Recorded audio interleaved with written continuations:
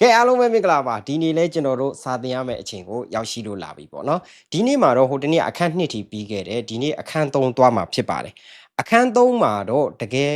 ယာယီလိုင်စင်မှာရောကျွန်တော်တို့အစိမ်းမေးခွန်းမှာရောတကယ်ကိုအပုတ်ရအများဆုံးမေးပြီးတော့အမျိုးမျိုးလှည့်တဲ့အခန်းဖြစ်ပါတယ်မှတ်ရလဲအများဆုံးအခန်းဖြစ်ပါတယ်စာသားအနေနဲ့အရင်များပြီးတော့ကျွန်တော်ဒီနေ့ကတော့တရက်ထဲနဲ့မပြီးဘူးပေါ့နော်ရက်ခွဲပြီးတော့တစ်ပိုင်းနဲ့မပြီးဘူးအပိုင်းခွဲပြီးတော့ကျွန်တော်တို့သင်သွားမှာဖြစ်ပါတယ်။ကဲဒါဆိုရင်စလိုက်ကြရအောင်။ကဲဒါဆိုရင်အခန်း3ပေါ့နော်အခန်း3မှာတော့ဘာတွေလဲဆိုရင်ကျွန်တော်တို့ဟျောရှိခိဆိုတာကစိုင်းဘုတ်တွေဟျောကြီးတင်ကေတတွေရဲ့စသဖြင့်ရဲ့ရှတာကောက်ကိုတို့လိုက်နာဖို့ရန်အတွက်ကျွန်တော်တို့သင်သွားမှာဖြစ်ပါတယ်။စိုင်းဘုတ်တွေကျွန်တော်တို့တင်ကေတတွေကိုကျွန်တော်တို့ရင်းစည်းကမ်းလမ်းစည်းကမ်းမှာလိုက်နာလို့ရအောင်ကျွန်တော်တို့သင်ပေးသွားမှာဖြစ်ပါတယ်။ကဲဒါဆိုရင်စလိုက်ကြရအောင်။သွားလိုက်ကြရအောင်နံပါတ်1ဟျောရှိခိစိုင်းဘုတ်တွေဟျောကြီးတင်ကေတတွေရဲ့ရှုရီအမျိုးအစားနဲ့ဣမိအဓိပ္ပာယ်တွေကိုကျွန်တော်တို့ဒီနေရာမှာမှတ်သားသွားရမှာဖြစ်ပါတယ်ကဲဒါဆိုရင်နံပါတ်2ဟျောရှိခိနဲ့ဟျောကြီးတွေရဲ့ဘွန်းတူဤတင်ကေတတွေစိုင်းဘုတ်တွေရဲ့ဘွန်းတူဤဆိုတာကအမျိုးအစားခွဲခြားခြင်းကွဲပြားခြင်းပေါ့နော်အောက်ပါတိုင်းသူကတော့ဟျောရှိခိနဲ့ဟျောကြီးကိုခွဲထားပါတယ်တဲ့ကဲဒါဆိုရင်နံပါတ်1မဖြစ်မနေကြည့်ကိုကြည့်ရမယ်ဒီထက်ကလည်းနှစ်ပုတ်လောက်ပါနိုင်ပါတယ်ပေါ့နော်ကဲဒါဆိုရင်ဟျောရှိခိနံပါတ်1ဟျောရှိခိစိုင်းဘုတ်မှာအောက်ပါအတိုင်းကျွန်တော်တို့အမျိုးအစားတွေအများကြီးခွဲထားပါတယ်ကဲဒါဆိုရင်ဟျောရှိခိကနေ2မျိုး꿰သွားတယ်နံပါတ်1ကကြတော့ဟွန်းဟျောရှိခိမိန်းဟျောရှိခိလို့ခေါ်ပါတယ်ပြီးလို့ရှိရင်ဟိုကြောဟျောရှိခိဟိုကြောဆိုတာကနောက်ကအကူစိုင်းဘုတ်ပေါ့နော်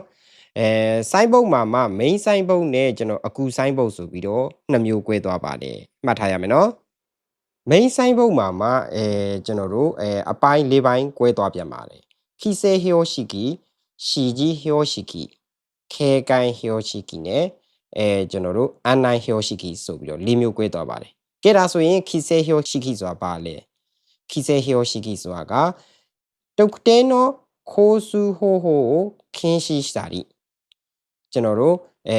လမ်းသွားလမ်းလာတွေကိုရင်သွားရင်လာတွေကိုတားမြစ်တာတို့ပြီးလို့ရှိရင်တုတ်တဲနောဟိုဟိုနီစတာကတဲ့ခိုးစုစုရယောနီရှိတဲ့စာရီ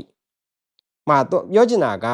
ကျွန်တော်တို့လမ်းကိုတားမြစ်တာဒါမှမဟုတ်ရှင်မသွားပုံမှန်သွားနေတဲ့လမ်းကိုမသွားဖို့တားမြစ်တာတို့ဒါမှမဟုတ်ရှင်ဒီသွားလို့မရတဲ့နေရာကိုသူကသွားခိုင်းတာပေါ့နော်အဲ့လိုမျိုးပေါ့နော်ဒီလိုမျိုးစိုင်းဘုတ်နဲ့သူကပြောပြတာပြောချင်တာပေါ့နော်ဥပမာအနေနဲ့ချူရှာခင်းရှိဆိုတာကကျွန်တော်တို့မှတ်ထားပါစိုင်းဘုတ်လေးလည်းမြင်အောင်ကြည့်ထားပါနော်ပါကင်မထိုးရဖြစ်ပါတယ်စိုင်းဘုတ်လေးအနီလေးတို့အပြာလေးကိုမှကျွန်တော်တစ်ချစ်ထားတာเนาะအပြာလေးကိုမှတစ်ချစ်ထားတာချူရှာခင်းရှိကျွန်တော်တို့တားမြစ်ထားတာဖြစ်ပါတယ်ပါကင်မထိုးရပြီးလို့ရှိရင်အပိုးစုကို one way လမ်းဖြစ်ပါတယ်ဒီလမ်းက one way လမ်းဖြစ်ပါတယ်เนาะ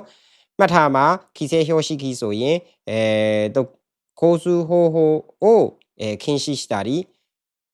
特定の方法に従って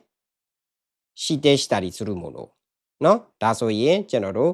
သူ့ရဲ့အဓိပ္ပာယ်เนาะသူ့ရဲ့ definition เนาะဒါ definition ဖြစ်ပါတယ်မှတ်ထားပေးပါသူ့ရဲ့ခိစေဟျောရှိခိလို့ခေါ်တယ်เนาะရှီကြီးဟျောရှိခိဆိုတာဘာလဲဆိုရင်ရှီကြီးဆိုတာကလမ်းညွှန်တာပေါ့နော်။အန်နိုင်နဲ့တွားပြီးတော့မြန်မာလိုကြတော့ဒီကောင်ရှီကြီးဆိုတာကလည်းညွှန်ပြတာပေါ့နော်။အန်နိုင်ဆိုတာလည်းလမ်းညွှန်တာပေါ့နော်။အဲ့လိုမျိုးပေါ့နော်။ရှီကြီးဟျောရှိခိဒါကကြပါလိမ့်လဲဆိုရင်ဒုတ်တဲနောခိုးစုဟိုဟိုကဒေခိရုကိုတို့ရဒိုးတော့ခိုးစုကြောခိမဲရာတဲ့တာဘာရှောနာတို့ရှီကြီးစုရမို့လို့เนาะနေရာတွေကိုရှိကြည့်စုလို့ဒီမှာသူအဓိပ္ပာယ် definition ပါတယ်เนาะရှိကြည့်လောက်တဲ့ဆိုရင်ရှိကြည့်ဟျောရှိခိလို့ခေါ်တယ်เนาะခင်းရှိစတာဒီပြီးလို့ရှင်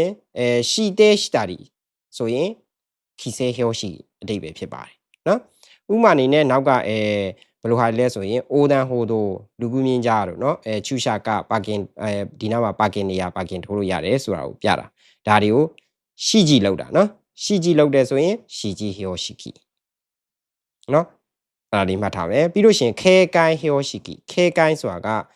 သတိပေးစိုင်းဘုတ်တွေပေါ့နော်သတိပေးတာတွေဖြစ်ပါတယ်နော် Hiroshiki ဆိုတာစိုင်းဘုတ်ဖြစ်တဲ့အတွက်ကြောင့်မို့နောက်မှာအကုန်လုံးပါတာတွေကစိုင်းဘုတ်တွေပဲပါတာဖြစ်တယ်ပေါ့နော်ခဲကိုင်း Hiroshiki ဆိုတာမှတ်ထားမယ်ခဲကိုင်းဆိုရင်ကျွန်တော်တို့သတိပေးတာအဝါစိုင်းဘုတ်တွေနဲ့လာပါတယ်နော်အဝါရောင်စိုင်းဘုတ်နဲ့လာပါတယ်ကဲဒါဆိုရင်မှတ်ထားမယ်ကျွန်တော်အန်ရရှိတာတို့ domination ကတော့ကျွန်တော်ခုနကနောက်ကြရင်မှတ်မလွယ်မှာဆိုလို့အပေါ်ကဒီ domination နှစ်ခုတော့ကျွန်တော်ကတင်ပေးလိုက်တာပေါ့နော်ဒီကောင်ကကြလွယ်တယ်အဲ့တော့ domination မတင်တော့ဘူးသူ့ရဲ့ခဲကိုင်းဆိုတာကနော်ကျွန်တော်သတိပေးတာ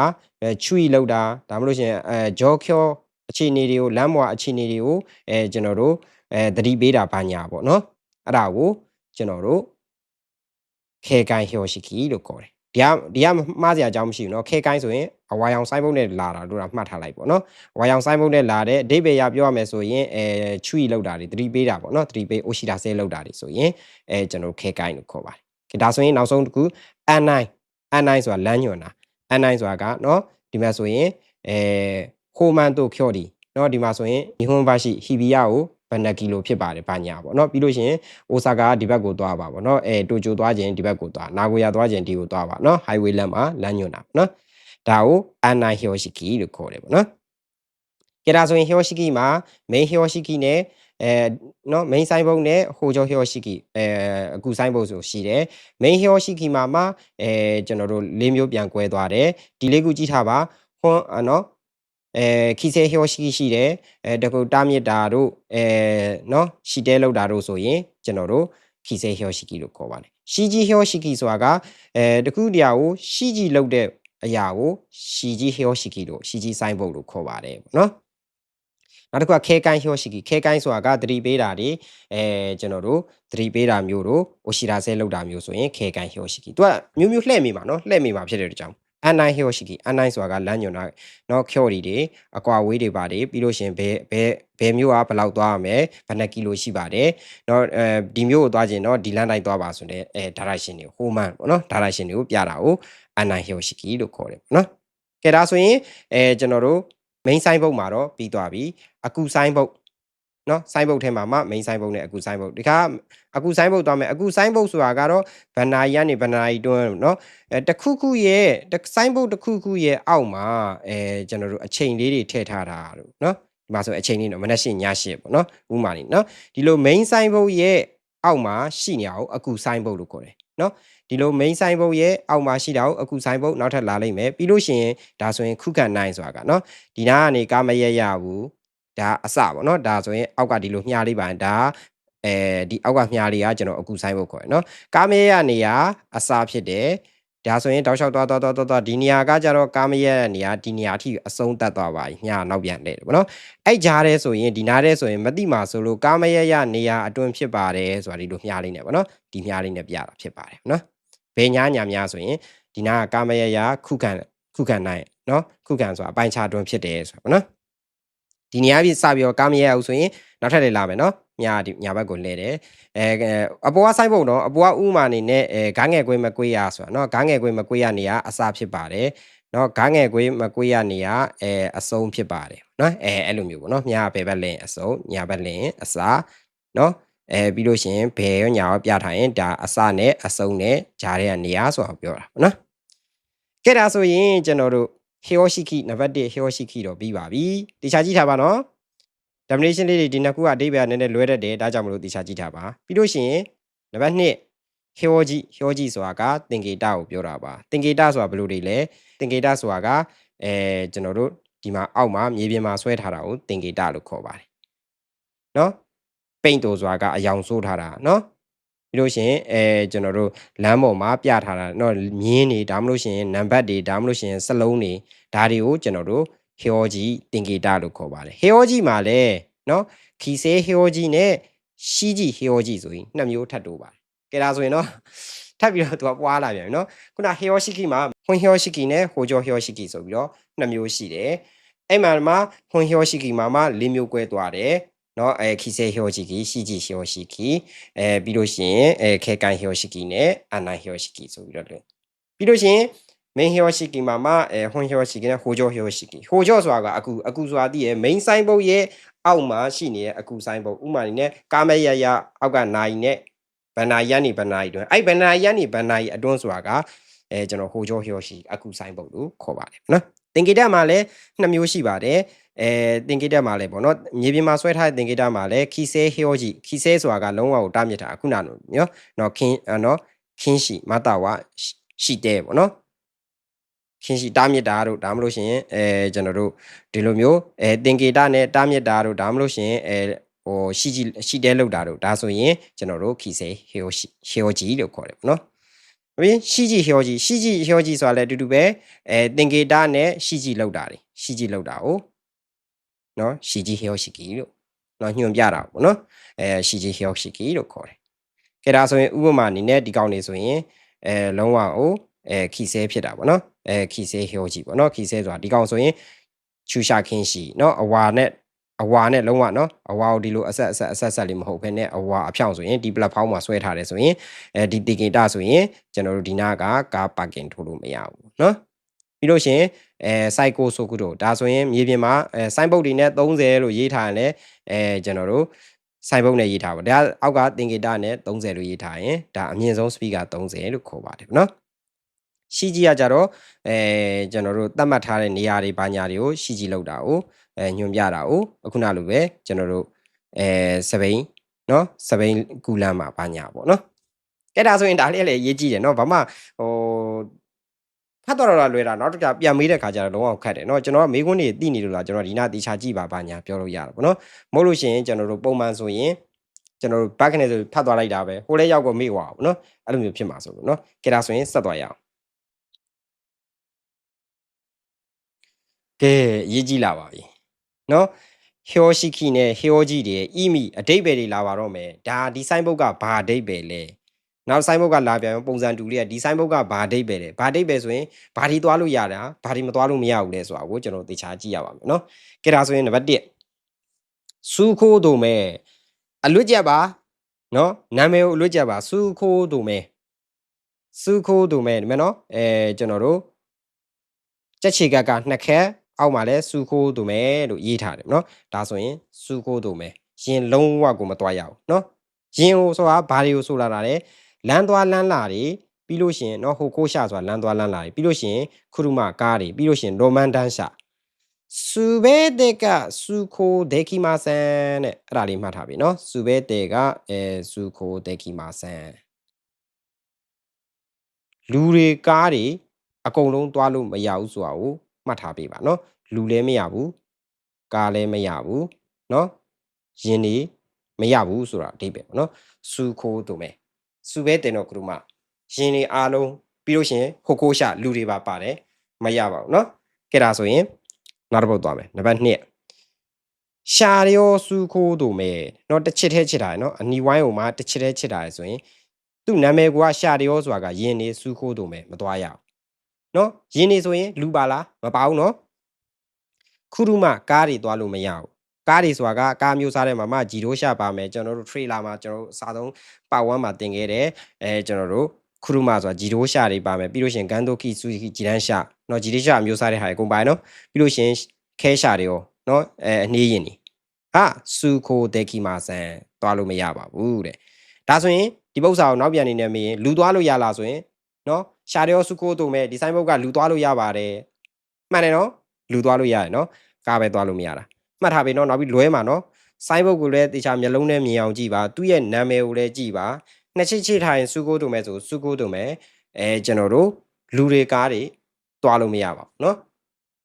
ရှာရောစုခိုးတို့မဲ့ဆိုရင်နော်အနီဝိုင်းကိုတစ်ချစ်ထဲချစ်ထားတယ်ဘာမှလည်းရေးမထားဘူးအဲ့ဒါရှာရောစုခိုးတို့နာမည်လည်းလွဲမိတတ်တယ်နော်ရှာရောစုခိုးတို့မဲ့ဖြစ်တဲ့အတွက်ကြောင့်မလို့ကားတွေသွားလို့မရဘူးဒီရက်မှာကားလို့သွားလို့မရဘူးလို့ပဲရေးထားတာပုံစံတဲ့တကယ်မေးကအဲ့လိုတိုက်ရိုက်မမေးဘူးဘယ်လိုမေးလဲဆိုရင်ဒီဆိုင်ဘုတ်ကရှာရောစုခိုးတို့မဲ့ဖြစ်ပါတယ်နော်ဟိုခိုးရှာတွေပါကားတွေပါကားတွေတင်မကဘူးဟိုခိုးရှာပါသွားလို့မရဘူးဟာဟုတ်လား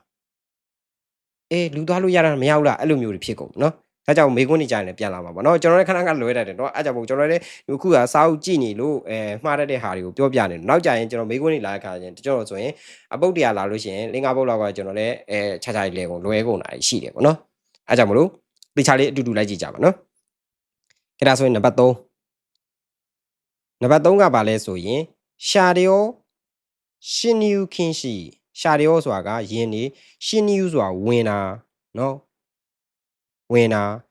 ရှင်နီယူခင်းရှိဝင်တာကိုတားမြစ်ထားတယ်နော်အပိုးစုခုနော်ဒဲခုချီနာတို့နိမိုးခဲထားတဲ့တဲ့ကိုဒီခရုမာဝါရှင်နီယူဒေခီမာဆန်နော်အပိုးစုခိုးဆိုတာက one way လမ်းကိုပြောတာပါ one way လမ်းရဲ့ဒဲခုချီအထွက်တွေမှာသူကတတ်ထားတယ်နော်ဒီတရားဥပမာနဲ့ဒါလမ်းကြီးထားပါတော့နော်ဒီဘက်က one way လမ်းဒီကနေအဲ့လိုမျိုး one way လမ်းစိုက်ဖို့ပြထားတယ်ဆိုရင်ကားတွေကဒီကနေပဲလာလို့ရတယ်အထွက်မှာကြတော့ဒီကနေဝင်လို့မရအောင်တုံးကြီးခံတာပါနော်တုံးပြတာဒီတုံးပြထားနော်ရှာတယ်ရှင်းယူခင်းရှိကိုပြထားပါဖြစ်ပါတယ်သူရေးထားတာကမိကုနီပါတစ်ခါပြောသွားမယ်နော်သူကနော်ရှာတယ်ရှင်းယူခင်းရှိလို့နာမည်ခေါ်ပါတယ်ဒီလိုအနီတုံးကြီးပိတ်ထားတာဖြစ်ပါတယ်ကားတွေဝင်လို့မရပါဘူးဒိဗေကတော့သိတယ်ဒါပေမဲ့မိကုမှာဘယ်လိုလာလဲဒီမှာသူပြောထားတာကားတွေကဒီဆိုင်ဘုတ်ကနေဝင်လို့မရပါဘူးလို့ရေးထားတယ်ရေးထားတဲ့ခါကြရင်စပိန်နေဝင်လို့ရလားဟာဒီမှာခုရုမလို့ရေးထားနော်စပိန်နေဝင်လို့ရလားဒါမှမဟုတ်ရှင်လေကားတွေဝင်လို့တော့မရဘူးနော်ဝင်လို့တော့မရဘူးရှေ့တိုင်းတဲ့ဝင်လို့တော့မရဘူးအဲ့ဆိုဘတ်နဲ့ဆုပ်ဝင်မယ်ဆိုရလားလူမျိုးတွေလာနော်ဖြည့်ကြည့်နော်ကားဘတ်နဲ့ဆုပ်ပြီးဝင်လို့ရလားမရဘူးလားမိကုန်းနေမှာပြောင်းမယ်နော်ကဲဒါဆိုရင်နောက်ထပ်သွားရအောင်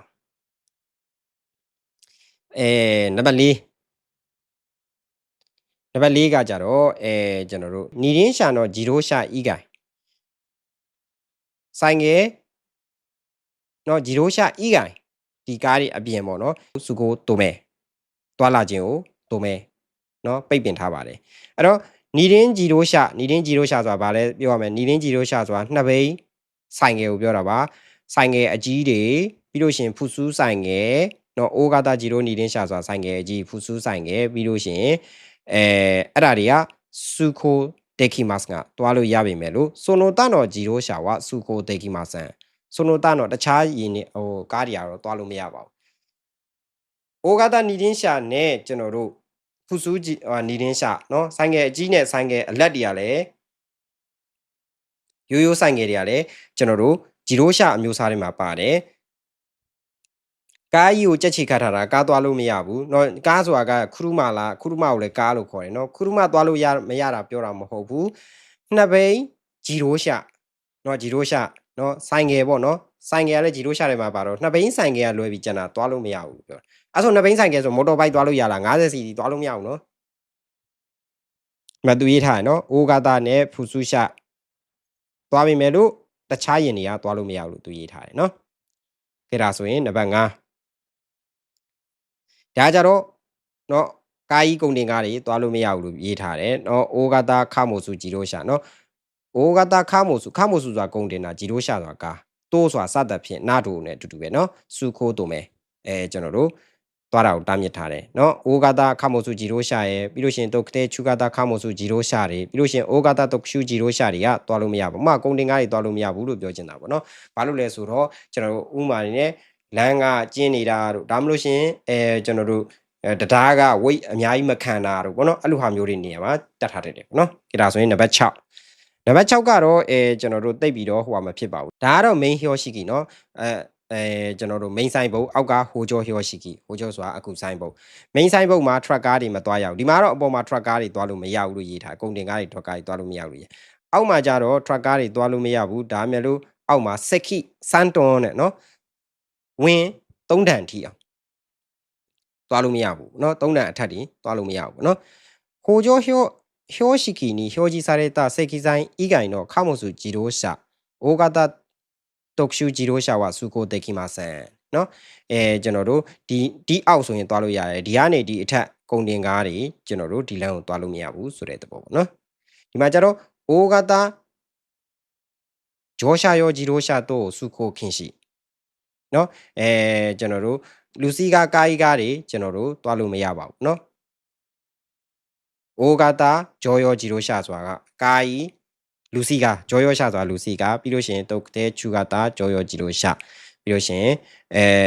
မာချူဂါတာဂျောယောဂျီရိုရှာတွေပေါ့เนาะမီနီဘတ်တွေပါတယ်ဒါမျိုးတွေသွားလို့မရဘူးလို့ရေးထားပါเนาะ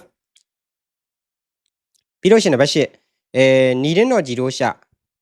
နှစ်ဘိန်းဆိုင်ကယ်ပြီးလို့ရှိရင်အပန်ကန်တိုခီစုကီဂျီတန်းရှာစုကိုတုံပဲမှာနှစ်ဘိန်းဆိုင်ကယ်တွေတွားလို့မရဘူးလို့ပြောချင်တာပေါ့နော်အဲ့တော့နီတင်းဂျီရိုရှာတို့အပန်ကန်တိုခီစုကီဂျမော်တော်ဘိုက်ပါ 50cc ပါတွားလို့မရဘူးလို့ရေးထားတယ်နော်ကဲဒါဆိုရင်ဆက်သွားရအောင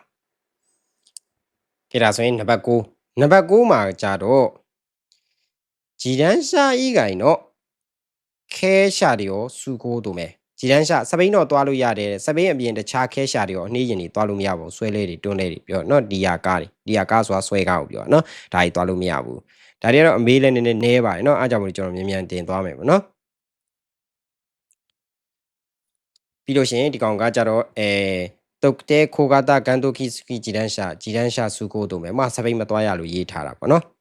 ်ပြီးလို့ရှိရင်နံပါတ်7ရှာတွေရောစုကိုတုံပဲနော်ခုမီယာဝါဆဲစုကိုတုံပဲပြီးလို့ရှိရင်ဒါနှစ်ခုပေါင်းတာပေါ့နော်ကားတွေဆိုင်ကယ်တွေတွားလို့မရဘူးလို့ပြောချင်တာပေါ့နော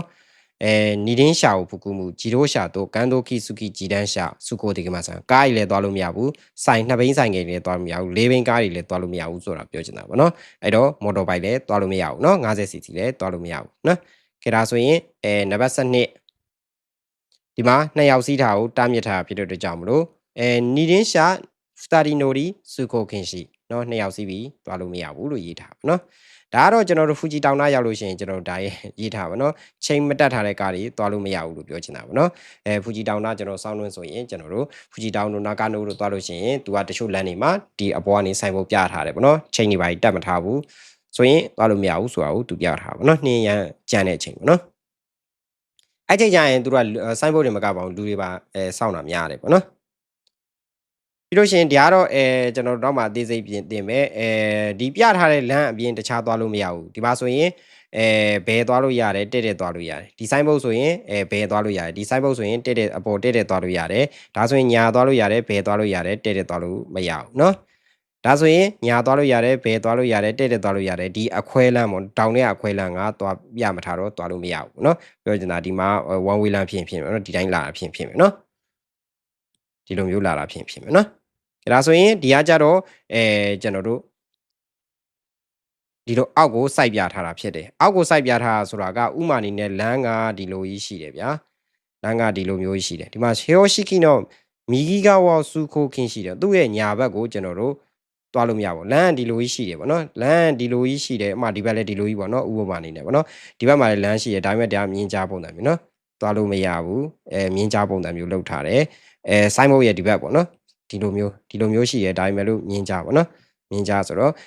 2 years ညာဘက်ကိုတွားလို့မရဘူးဆိုတော့ဒီဘယ်ဘက်လမ်းတိုင်းဒီလိုပဲတွားလို့ရမှာเนาะသူ့ရဲ့ညာဘက်ကနေဒီလိုတွားလို့မရပါဘူးเนาะဒီကဘယ်နေရာမှာသုံးလဲဆိုရင်ကျွန်တော်တို့ဒီလိုမျိုးအခွဲလမ်းနေပေါ့เนาะအခွဲလမ်းန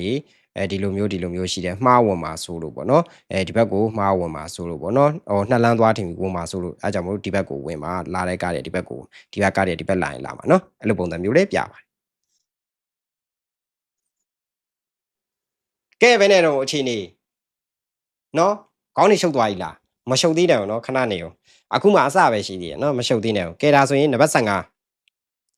ရှာရရောအိုးတန်းခင်းရှိတယ်เนาะရှာရရောရင်နေအိုးတန်းဆိုတာဖြတ်ကူတာမျိုးမရပါဘူးเนาะဖြတ်ကူတာဆိုတာကလမ်းကိုဒီကလမ်းရှိတယ်ဆိုရင်ဒီကနေဒီလိုမျိုးဖြတ်ကူတာကိုမရပါဘူးเนาะဥမာနေလမ်း sorry ဒီလိုမျိုးကိုဒီဘက်မှာစိုင်ရှိတယ်ဆိုဒီလိုမျိုးဖြတ်ကူလို့မရဘူးเนาะဒီကနေဒီလိုမျိုးဖြတ်ကူလို့မရပါဘူးလို့ပြောချင်တာပေါ့เนาะမယ်เนาะခရုမဝအိုးတန်းရှိတဲ့ဝိုင်ခေမဆန်ဖြတ်ကူလို့မရပါဘူးဒိုရိုကိုင်းတော့ရှိဆဲစုမတာဝါဘာရှောနေဒေးဒီစုရတမယ်နော်စာဆဲစုကိုတိုမိုနာဦးအိုးတန်းဝတေခိမတ်နော်အဲ့လိုမျိုးဖြတ်ကူလို့မရဘူးလို့ပြောချင်တာနော်ကဲဒါဆိုရင်ကျွန်တော်တို့နံပါတ်16ကကြတော့ကျွန်တော်တန်ကိုင်းခင်းရှိဂန်းငယ်ကိုမကွေရတော့သိပါနော်ဂန်းငယ်ကိုမကွေရတရားကဒီနှစ်ပုတ်က16နဲ့18အမြဲတမ်းမှားတဲ့မိကွန်းမှာအမြဲတမ်းဘာလေးဆိုတာမှားတဲ့မိကွန်းမှာကြည့်ထားပါကျွန်တော်တစ်ခါလေးပြောလိုက်မယ်နော်နံပါတ်16နဲ့18ကအမြဲတမ်းလှည့်တယ်မေးတယ်လွဲတယ်မတူတော့လုံးဝကိုမတူဘူးနော်ဒိတ်ပဲလည်းမတူသလိုလုံးဝလည်းပုံစံလေးပဲတူတာလုံးဝပုံစံတော်မှကွဲပြားနော်ဒီဆိုင်ဘုတ်ကညားလေးနဲ့ညာဘက်ကိုထွက်ပြီးတော့ဒီလိုမျိုးလေးကိုကြက်ချေကတ်တာဒီဆိုင်ဘုတ်ကဒီလိုမျိုးလေးနဲ့ညာဘက်ကိုထွက်ပြီးတော့ကြက်ချေခတ်ထားတဲ့ပြင်အောက်မှာခိုကျော်ဟျောရှိခိရေးထားတယ်အောက်မှာနော်ခိုကျော်ဟျောရှိခိမှာအခုဆိုင်းပုံမှာ အိုဤခိုးရှိခင်းရှိလို့ခေါ်ရနော်ဒီပေါ်မှာဘာမှမပါဘူးနော်ဒီရောက်မှာပါတယ်နော်မတူးတော့လုံးဝမတူးနော်အဲ့ဆိုရင်ကွဲအောင်မှတ်ထားပါနံပါတ်1ဒီအားကြတော့အိုဤခိုးရှိတော့တမယ်အိုဤခိုးရှိဆိုတာကြော်တက်နော်ကြော်တက်တာဟိုမှာကြော်တက်ဖို့ရန်အတွက်မိဂီကာဝဘူပွန်းဟာမိသားရှိစုခိုခင်းရှိသူများရဲ့လမ်းဘက်ကိုထွက်ပြီးတော့ကားကြော်တာမျိုးလုပ်လို့မရအောင်နော်သူများလမ်းဘက်ဆိုတာဥမာနေနဲ့လမ်းကဒီလိုမျိုးရှိတယ်ပေါ့နော်ဒီကအလာလန်းဒီကအသွာလန်းဒီလိုမျိုးကားတစ်စီးရှိတယ်အဲ့ဒါကိုကြော်ဖို့ဆိုပြီးတော့ဒီလိုမျိုးညာဘက်ကိုထွက်ပြီးတော့အဲ့လိုကြော်တာမျိုးမရပါဘူးလို့ရေးထားနော်ကြော်ဖို့ရန်အတွက်သူများကရှေ့ကကားကိုဆိုင်ကယ်ပဲဖြစ်ဖြစ်ကားပဲဖြစ်ဖြစ်ကြော်တက်ဖို့ရန်အတွက်သူများလမ်းဘက်ကိုထွက်သွားလို့မရပါဘူးနော်အဲ့ဒါဆိုရင်မထွက်ဖဲနဲ့ကြော်တက်ရင်ရလားရတယ်နော်ကြော်မတက်နဲ့ပြောတာမဟုတ်ဘူးနော်ကြော်တက်ခြင်းကြော်တက်လို့ရတယ်ကြော်တက်ဖို့ရန်အတွက်ကိုလမ်းမဟုတ်တဲ့တခြားလမ်းဘက်ကိုထွက်သွားလို့မရဘူးဥမာအနေနဲ့ truck ကားကြီးကိုကြော်တက်မယ်ဆိုသူများလမ်းဘက်ကိုထွက်သွားမှာလीနော်အဲ့ဒါဆိုရင်မရဘူးလမ်းကျဲနေသေးနော်အဲ့ဒါနှစ်စားကျဲနေတော့ရတာပေါ့နော်အဲ့မြင်းတွေကထွက်မသွားရင်ရတယ်ပေါ့ကြော်တက်လို့ရတယ်နော်မမားနဲ့နော်ကြော်မတက်ရမဟုတ်ဘူးနော်ကြော်တက်လို့ရတယ်သူများလမ်းဘက်ကိုထွက်သွားလို့မရဘူးနော်အဲ့တော့ရှေ့ကဆိုင်ကယ်ကြော်တက်လို့ရတယ်ဒါပေမဲ့လို့ဆိုင်ကယ်ကြော်ဖို့ဆိုအရင်ပန်းပြီးတော့ဟိုညာဘက်သူများလမ်းဘက်ကိုထွက်ပြီးတော့ပန်းပြီးတော့ကြော်တက်တာမျိုးမရဘူးဒါကကြော်တက်ဖို့ရန်အတွက်ညာဘက်ကိုထွက်လို့မရတာကြော်မတက်ရပြောတာမဟုတ်ပါဘူးကြော်တက်လို့ရပါတယ်တခြားမှတ်ထားနော်နံပါတ်18အိုးခိုးရှိခင်းရှိဒီဟာမှကြော်မတက်ရသူကသူလမ်းဟိုကထွက်မထွက်တော့တရားကြော်မတက်ရအောက်မှာရေးထားတယ်အိုးခိုးရှိခင်းရှိနော်ကြော်မတက်ရဘာအကြောင်းပဲဖြစ်ဖြစ်ဘလို့ပဲဖြစ်ဖြစ်ကြော်မတက်ဥမာဘာအကြောင်းဆိုတာတော့ဥမာနေနဲ့ဟိုမဖြစ်မနေချိန်ဆိုတော့ရပါဘောနော်ဘလို့ပဲဖြစ်နေကြော်မတက်ရဘူးဆိုတဲ့သဘောပေါ့နော်ရဲသားကြော်ဆိုရင်တော့ကြော်ရမှာပေါ့လေနော်ရဲသားဒီဘက်ကကားပြတ်နေတဲ့လမ်းဘေးမှာနော်ရက်နေတဲ့ကားကြီးကိုနောက်ကနေဟိုနော်ကျွန်တော်တို့ကြော်မတက်ဖဲစောင့်နေလို့တော့အဆင်မပြေသေးဘူးလीနော်အဲ့တော့ရဲသားကြော်ဒါမှမဟုတ်ရှင်မဖြစ်မနေချိန်ဆိုတော့ကြော်တက်လို့ရတယ်ဒီကောင်ကပုံမှန်ချိန်နေဆိုရင်မကြော်အောင်ကြော်မတက်ရအောင်နော်ရှေ့ကဆိုင်ငယ်သွားနေတယ်ဆိုင်ငယ်နှီးနေတယ်ကိုကကြော်တက်မယ်လို့တယ်မရဘူးနော်အဲ့လမ်းဆုံးမှာဥမာနေနဲ့ဒီနာကကြော်မတက်ရနေရအစသွားဒီနာမှာကြော်မတက်ရနေရဆုံးသွားပြီဆိုတော့ဒီကြားထဲကြော်လို့မရပါဘူးဒီဘက်ကြော်သွားရင်တော့ဟိုဘက်ရောက်ရင်တော့ကြော်တက်လို့ရသွားပြီပေါ့နော်ဟုတ်ကဲ့ပါနံပါတ်7ခွင်းပြန်ပြောမယ်ကြော်တက်လို့ရတယ်နော်အိုီခိုရှင်တော့တာမဲ့မိဂီယောဘူးဟာမီသားရှိစုခိုခင်းရှိကြော်တက်လို့ရတယ်ကြော်တက်ဖို့ရန်အတွက်ဆိုပြီးတော့နော်သူများလမ်းဘက်ကိုထွက်မသွားရင်ရတယ်ထွက်လို့မရဘူးနော်ထွက်လို့မရဘူးနော်ကြော်တက်လို့ရတယ်ကြော်မတက်မဟုတ်ထွက်လို့မရတာနံပါတ်18ကြော်တက်လို့မရပါဘူးဆိုင်ငယ်လည်းကြော်လို့မရဘူးနော်ကြော်မတက်ရအောက်မှာရေးထားတယ်နော်ကြော်မတက်ရကဲဒါဆိုရင်လွဲမဲ့အပိုင်းကြီးလာပါပြီ19ချူတဲရှာခင်းရှိရက်လို့လည်းမရဘူးနားလို့လည်းမရဘူးရင်ရက်လို့လည်းမရဘူးရင်နားလို့လည်းမရဘူးနော်ကဲဒါဆိုရင်နှစ်ချစ်နော်အပြာဆိုင်ကုန်ကနှစ်ချစ်ရက်လို့လည်းမရဘူးနားလို့လည်းမရဘူးအဲ့နာရောင်လို့တောင်သွားလို့မရဘူးဆိုတော့နော်ဖြတ်ပဲသွားလို့ရမယ်နော်ကဲဒါဆိုရင်ခုနကချူရှာမို့တဲရှာမို့ရှိတဲ့ဝအိခေမဆန်နော်စူကြီးဝရှိတဲ့စုကြီးကပြောချင်တာကဒီမှာနိုင်လေးပါတယ်မနက်၈ည8အတွင်းဒီနာကရက်လို့လည်းမရဘူးပစ္စည်းတင်ပစ္စည်းကြအတွက်ခဏလေးပစ္စည်းတင်ပစ္စည်းကြလည်းမရဘူးနော်ပါကင်ထိုးခဲ့မယ်မရဘူးနော်ချူတဲရှာခင်းရှိနောက်တစ်ပုတ်ကကြတော့ချူရှာခင်းရှိပါကင်ပဲထိုးလို့မရတာဒီနာမှာ9မိနစ်ကြော်ပြီးတော့ရက်တာမျိုးတို့ပါကင်ထိုးတာမျိုးတို့ပဲမရတာပါ9မိနစ်အောက်ဥမာနေတဲ့လူတော့ဒီနာကိုလူစင်းပါမို့လို့ခဏနော်ရက်ပြီးတော့လူစင်းခိုင်းတာနော်9မိနစ်မကြော်ဘူးဆိုရင်ဘာမှမဖြစ်ဘူးနော်ပြီးလို့ရှိရင်ဒီရှေ့ကလူအောက်ကပစ္စည်းချမှာပေါ့နော်ပစ္စည်းချမယ်ဆိုရင်ရတယ်နော်ပါကင်ထိုးတာမဟုတ်ရင်ရတယ်တိုးပေမဲ့လို့9မိနစ်မကြော်မှနော်နောက်ကြရင်ဘာလို့9မိနစ်ကြော်မကြော်ရလဲဆိုတာ तू သိလာနိုင်မယ်9မိနစ်ကြော်လို့မရပါဘူးเนาะ9မိနစ်ကြော်လို့ရှိရင်ပါကင်ထိုးတယ်ဆိုတဲ့အဓိပ္ပာယ်ဖြစ်သွားပါပြီအဲ့တော့ကျွန်တော်တို့9မိနစ်မကြော်ရင်ပစ္စည်းတင်ပစ္စည်းကြဒါမှမဟုတ်ရှင်လူတင်လူချလုပ်လို့ရပါတယ်ဒီနေရာမှာနံပါတ်20နေရာစိုက်ပုတ်ရှိတဲ့နေရာပေါ့နော်လမ်းမှာကြည့်ပေါ့နော်သို့ပေမဲ့လို့9မိနစ်အတွင်းလို့သာပြောတာသို့ပေမဲ့လို့ရည်ရွယ်ချက်မတူလို့ရှင်မရပါဘူးဥပမာနဲ့ရည်ရွယ်ချက်က customer ကိုစောင့်နေတာ9မိနစ်အတွင်းဟုတ်တယ်ဒါပေမဲ့လို့ customer ကိုစောင့်နေတာမရပါဘူးရည်ရွယ်ချက်က customer ကိုစောင့်နေတာတို့ပြီးလို့ရှိရင်ပစ္စည်းစောင့်နေတာတို့ဒါမျိုးဆိုရင်ကျွန်တော်တို့မရပါဘူးเนาะ10မိနစ်လည်းမရပါဘူးเนาะဒါဆိုရင် parking ထိုးတာနဲ့သွားညီညပါတယ်ဒီမှာ parking မထိုးရလို့ရေးထားတယ် customer စောင့်နေရဆိုရင်ရည်ရွယ်ချက်နဲ့ 10 မိနစ်ရဲ့ရင်လေဒါပါကင်ထိုးတာလို့အဓိပ္ပာယ်ရှာတယ်ပစ္စည်းလာမှာကိုစောင့်နေတာပစ္စည်းဘယ်တော့လာမလဲမသိတဲ့ဟာကိုစောင့်နေတာ10 မိနစ်ဆိုလဲဒါပါကင်နဲ့ညီညတယ်ပစ္စည်းတင်ပစ္စည်းကြ9 မိနစ်မပြည့်ဘူးဆိုရင် okay တယ်เนาะရှိတဲ့ပစ္စည်းလူတင်လူချ9 မိနစ်မပြည့်ဘူးဆိုရင်ရတယ်ဒီဆိုင်ပုတ်နေရာမှာလုပ်လို့ရတယ်เนาะကဲဒါဆိုရင်21ချူရှာရောချီတဲ့ချူရှာရောချီဆိုတာကဒီမှာပါကင်မထိုးရဘူးဒါပေမဲ့အခုဆိုင်ပုတ်နဲ့6 မီတာပေါ့เนาะ6 မီတာအထက်6 မီတာမကြံလို့ရှင်ဒီနေရာကိုပါကင်ထိုးလို့မရဘူးပုံမှန်ဆိုရင်တော့ဥမာနဲ့လမ်းရှိတယ်ဗျာဒီမှာရက်ထားတဲ့ညာဘက်မှာဒီလိုမျိုးညာဘက်မှာ6 မီတာပေါ့နော်6 မီတာနေရာလွတ်ကြံမနေဘူးဆိုရင်ကျွန်တော်တို့ဒီနားကိုပါကင်ထိုးလို့မရပါဘူးတကယ်လို့သာဥမာနဲ့ truck ကားကြီးဆိုရင်တော့ဒီနားထိုးလိုက်လို့ရှိရင်အကြီးဆိုတော့ညာဘက်ကို6 မီတာမကြံတော့ဆိုရင်ထိုးလို့မရဘူးသို့ပေမဲ့လို့ဆိုင်ငယ်လေးဒီနားမှာဆိုင်ငယ်လေးကဒီနားမှာဆိုင်ငယ်လေးပါကင်ထိုးလိုက်မယ်ညာဘက်မှာ6 မီတာကြံနေရဆိုရင်okay ထိုးလို့ရတယ်နော်သူကအောက်မှာပြထားတဲ့အကွာအဝေးကြံမနေလို့ရှင်ပါကင်ထိုးလို့မရဘူးပြောတာပါနော်ကဲဒါကတော့သိပါတယ်ပါကင်တွေပေါ့နော်နာမည်တော့တခါလေးပြောသွားမယ်ဂျီခန်ဆဲကန်ချူရှာခုကန်တမနာကြီးအတွင်းရက်လို့ရတယ်ဆိုတော့ coin ပါကင်လေးတွေပေါ့နော်မနက်၈ည၈အတွင်းပေါ့နော်60 မိနစ်လို့ရေးထားပါကင်မနက်၈ည၈60 မိနစ်ဒါပေမဲ့လို့မနော်ကျွန်တော်တို့ဒါဘယ်လိုပြောရမလဲဒီတစ်စိတ်ပါတဲ့ကားတွေပဲရက်လို့ရမယ်လို့သူရေးထားတယ်ပေါ့နော်ဒီတစ်စိတ်ကဘာလဲဆိုရင်ကျွန်တော်တို့ဒီပေါ့နော်သူ့မှာရှော့ကိုင်းရှိတဲ့ပုံစံမျိုးပေါ့နော်ခြေထောက်မတန်ဆိုတာဘာညာပေါ့နော်ဒီလိုဟာမျိုးပေါ့နော်အဲ့လိုဆိုင်းဘုတ်ဒါဒီလိုဆိုင်းဘုတ်ရဖို့ yes can ကိုသွားပြီးတော့တင်ရတယ်ဒါတော့တိတ်မမေးတဲ့ပါဘူးနော် yes can ကိုသွားတင် yes can ဒီတစ်စိတ်ရတယ်ကားရဲ့အနောက်မှာကတ်ထားတယ်တောင်းရှင်နော်အနောက်မှာကတ်ထားတယ်အဲ့လိုတစ်စိတ်ပါတဲ့ကားတွေဆိုရင်ရက်လို့ရတယ်ဆိုတဲ့သဘောပေါ့နော်ဒါတော့တိတ်မတွေ့ပါဘူးနော်ဟိုက issue ရှိတယ်ဆိုတာကိုနော်ကဲဒါဆိုရင်ဆက်သွားရအောင်22ခိခန်းဘူးစုတွေကိုခိခန်းဘူးစုဆိုတာအနေရများတဲ့အရာတွေပေါ့နော်အဲ့ဒါတွေကိုမာချစ်ချစ်ထားတယ်ဆိုတော့ခိခန်းဘူးစုစိတ်ကိဆိုင်ရှာတွေရောစုကိုတို့မယ်စိတ်ကမီးလောင်လွယ်တဲ့အရာတွေတို့เนาะပြီးလို့ရှင်ပောက်ကွဲနိုင်တဲ့အရာတွေတို့အစိတ်ပါတဲ့အရာတွေပေါ့เนาะအဲ့ဒါမျိုးတွေကိုတင်ဆောင်လာတဲ့ကားတွေကသွားလို့မရဘူးပေါ့เนาะ gas ကားတွေတို့ဘာညာပေါ့เนาะလောင်စာစီကားတွေဒါမျိုးစားလို့မရဘူးပေါ့เนาะပြီးလို့ရှိရင်ကျွန်တော်တို့ဒီမှာ9.5 တန်လို့ပြောရေးထားတယ်ဒါဆိုရင်ဗာလဲဆိုရင်တန်ဆိုတာ၄ချိန်เนาะအဲ့တော့ Judio 10ကန် Judio ဆိုတာဒီကျွန်တော်တို့အလေးချိန်ကန့်တက်ထားတယ်9.5 တန်ကြော်တဲ့ကားတွေဒီလမ်းကိုသွားလို့မရဘူးเนาะဘာလို့ဆိုတရားတော့ဘာလို့9 တန်အထိပဲခံတယ်ဗောနော်9.5 တန်အထိပဲခံတယ်ဆိုရင်အဲ့ထက်အများကြီးသွားရင်ဒရိုက်ကြိုးကြရင်မလို့ဘူးเนาะဒါကြောင့်မလို့ဥမာနေဒီနေရာမှာ6 တန်လို့ရေးထားရင်6 တန်ထိပဲကားတွေသွားလို့ရတယ်အဲ့ထက်ကျော်ရင်သွားလို့မရတော့ဘူးเนาะ6 တန်မပြည့်တဲ့ကားတွေပဲသွားလို့ရတယ်เนาะမပြည့်ဆို6 တန်ထိပေါ့နော်9.5 တန်ဆို9.5 တန်ထိကားတွေတော့သွားလို့ရတယ်နော်ဒီမှာကျတော့တာခါဆဆဲကန်တာခါဆဆိုတာအမြင့်ဥမာနေတရားတွေရဲ့အောက်ပေါ့နော်တရားတွေရဲ့အောက်ကဝင်ပါပေါ့နော်တချို့ကားကြီးဆိုနော်အရန်မြင့်ပြီးတော့တတ်မှတ်ထားကြော်ပြီးတော့တရားနဲ့အပေါ်ကနော်ဒီဟိုဟာနဲ့ box တွေနဲ့ဝင်တိုက်ပြတာမျိုးပေါ့နော်ဒါကြောင့်ရင်အပေါ်နဲ့အောက်နဲ့သူကမြားလေးပြထားတယ်နော်ဟွာလေးနော်ပြထားတယ်ဒါဆိုရင် 3.3 မီတာနော်အမြင့် 3.3 မီတာအထက်ရှိတဲ့ကားတွေဒီတရားအောက်ကိုဝင်လို့မရဘူးဒီလမ်းကိုဝင်လို့မရဘူးလို့ရေးထားတာဖြစ်ပါတယ်နော်10ကန်ဆိုတာနော်ပြီးလို့ရှိရင်ဟာဘာအကျယ်ပေါ့နော်ဒီကဘေးကနေပြထားရင်အကျယ်နော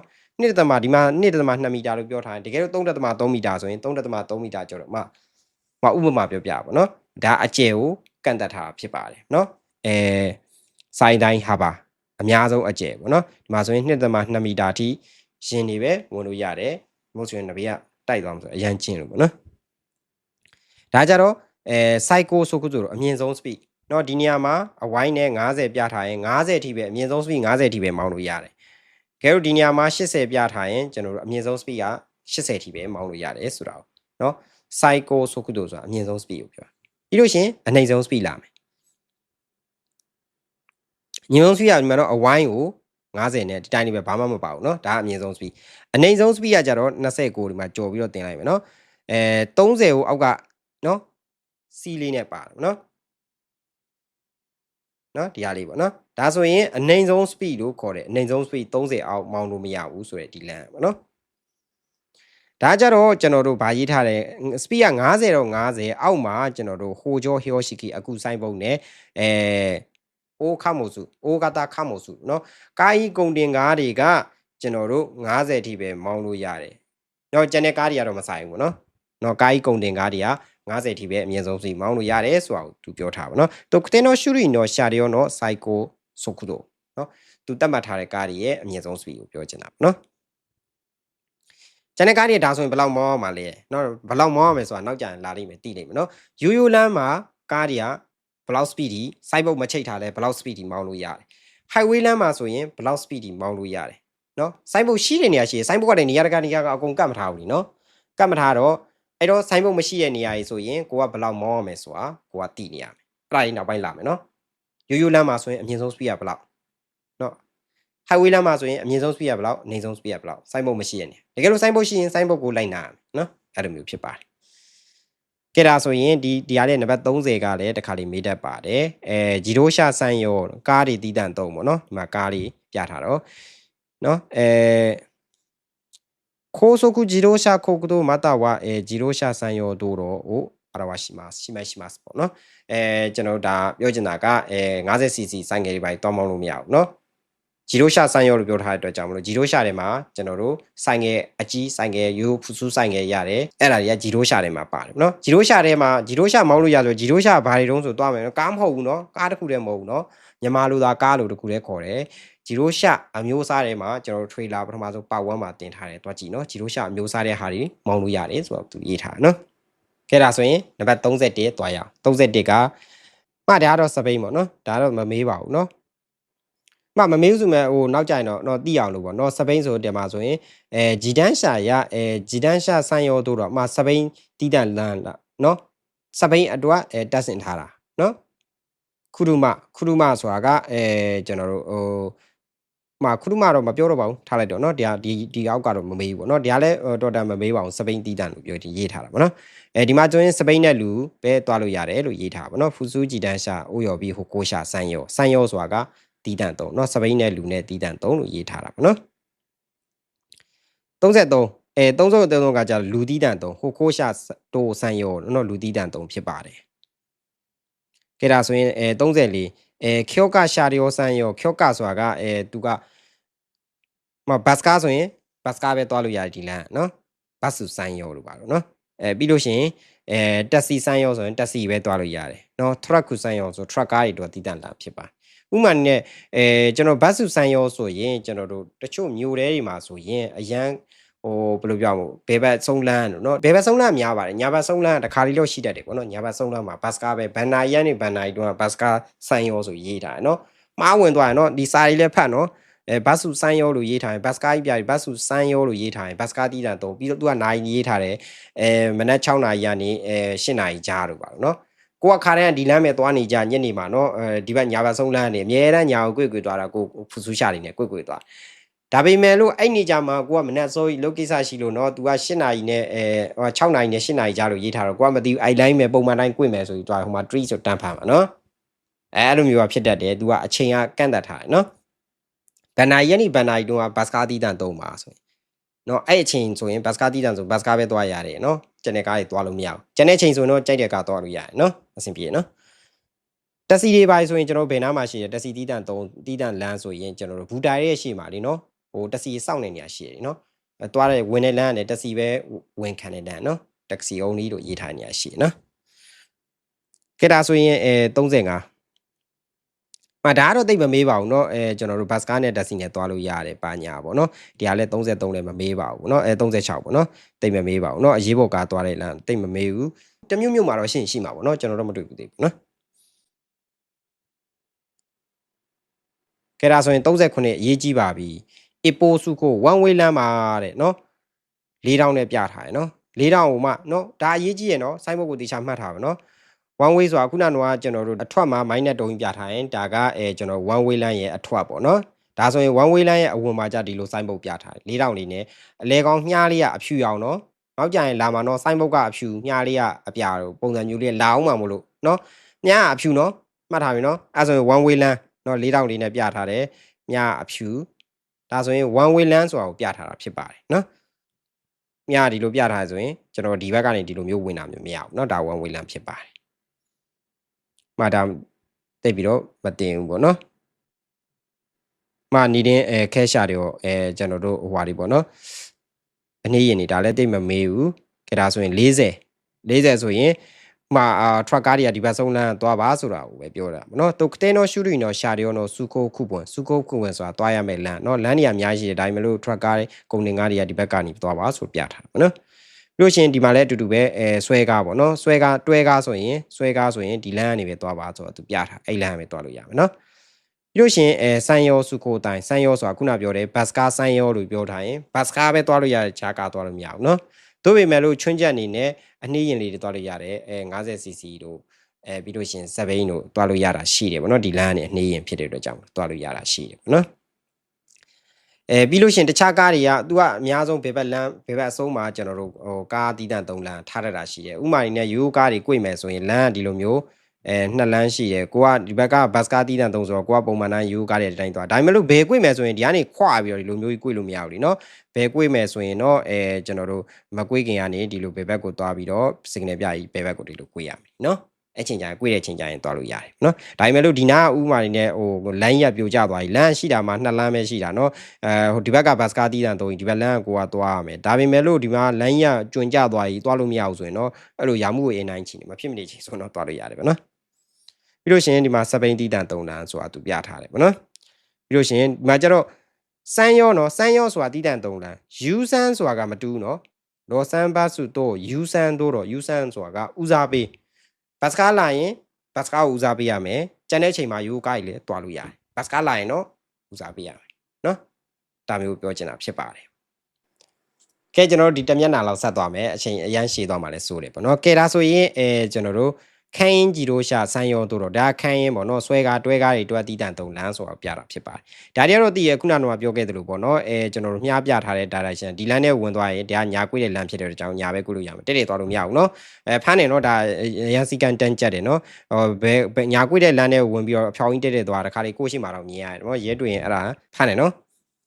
်ဒါဆိုရင်ဘယ်ကွေးတဲ့လမ်းဘယ်ဝဲကွေးလို့ရမယ်ဒီကနေအဖြောင်းသွားလို့မရဘူးနော်ညာဘက်ကိုကွေးသွားတာမျိုးမရဘူးနော်ဒါဆိုရင်ညာသွားလို့မရဘူးအဖြောင်းနဲ့ဘယ်ပဲသွားလို့ရတယ်ဒါသူပြထားတဲ့လမ်းတိုင်းသွားပါနော်ဒါကြတော့ဆိုင်ကယ်အတွက်ပေါ့နော်ဂန်ဆူကီကိုမှဒီလိုမျိုး꿰တဲ့အချိန်မှာ2ဆင့်꿰ရတာဖြစ်ပါတယ်နော်ဒါဘယ်လိုနေရာမှာ2ဆင့်꿰ရမလဲဆိုတာနောက်ထပ်ဟိုးရှိမှာ trailer မှာလည်းပြောခဲ့သလိုပေါ့နော်trailer မဟုတ်ဒုတိယပိုက်မှာလားမသိပြောခဲ့သလိုဒါပေမဲ့လို့နောက်ကြရင်လည်းဆက်ပြောမယ်ပေါ့နော်မေကွန်းနေလာတယ်ဒါဆိုင်ကယ်ကို2ဆင့်꿰ပါဆိုတဲ့သဘောပေါ့နော်50cc တွေပေါ့နော်ဒီဟာကိုကြက်ချိခတ်ထားရင်ဆိုင်ကယ်2ဆင့်မ꿰ရဆိုတဲ့အတိတ်ပဲပေါ့နော်အော်ဒီမှာ sorry အနီအောင်နဲ့ဂန်ဆူကီကိုမှ2ဆင့်꿰တာကိုကျွန်တော်တို့ဟောပြနီဒန်းကင်ဦးဆဲစုလို့ခေါ်တယ်နော်နီဒန်းကင်ဦးဆဲစုဟိုနီဒန်းကင်နီဒန်းကင်ဦးဆဲစု2ဆင့်꿰တဲ့နီเนาะဒါကို2ဆင့်ချိုးပြီးတော့꿰တာကို2ဆင့်꿰တဲ့နီလို့ခေါ်တယ်เนาะအောက်ကကြအနီနဲ့ဂန်စကီကိုကြက်ချိခတ်တာ2ဆင့်ကိုကြက်ချိခတ်ထားတာ2ဆင့်မ꿰ရဒီလိုမျိုး2ဆင့်မ꿰ရเนาะဥမာနဲ့မီးပွိုင်းရှိတယ်ဒီလိုမျိုးမီးပွိုင်းရှိတယ်ဒီလိုမျိုးမီးပွိုင်းရှိတယ်ဆိုင်က2ဆင့်꿰ဆိုရင်ဒီရှေ့ကမီးပွိုင်းစိမ့်နေတော့သွားပြီးတော့ဒီလိုမျိုးsorry ဒီကနေသွားပြီးတော့ဒီလိုမျိုးရက်ဆောင်နေဒီမီးပွိုင်းစိမ့်တဲ့ခါကျမှဒီလိုမျိုးသွားတာเนาะ2ဆင့်မ꿰ရဆိုရင်ခိုမာဝါရီလို့ခေါ်တယ်ပေါ့နော်ခိုမာဝါရီလို့ခေါ်တယ်ခိုမာဝါရီဆိုရင်ဒီကအလေလန်းထားပါတော့꿰ပြီဆိုရင်ဒီကနေကားရီလို့ပဲ2ဆင့်မ꿰ရဖြစ်တဲ့အတွက်ကြောင့်ဒီတိုင်းတန်း꿰ပေါ့နော်sorry ဘယ်ဘက်လမ်းကိုဝင်ရမှာနော်